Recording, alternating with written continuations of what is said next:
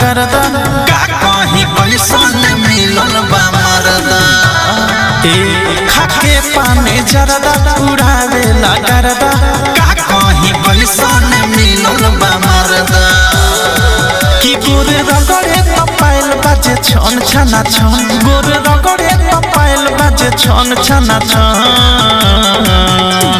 रखे हथियारवा के टन टन टन पलंग पर सुता के मारे दम दन दन रखे हथियारवा के टन टन टन पलंग पर सुता के मारे दम दन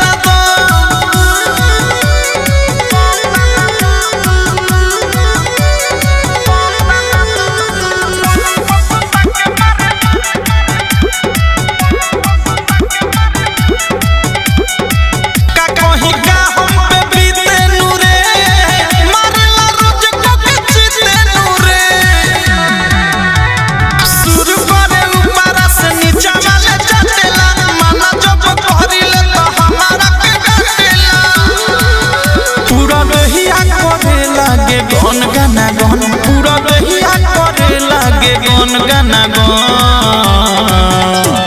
रखे हथियारवा के टन टन टन पलंग पर सुता के मारे दम दन दन रखे हथियारवा के टन टन टन पलंग पर सुता के मारे दम दन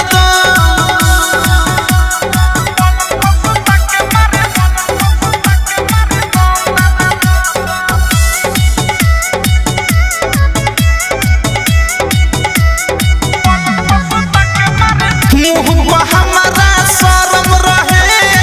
मुआ न मरदा गरम रहे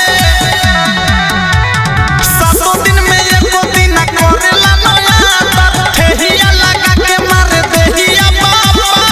तो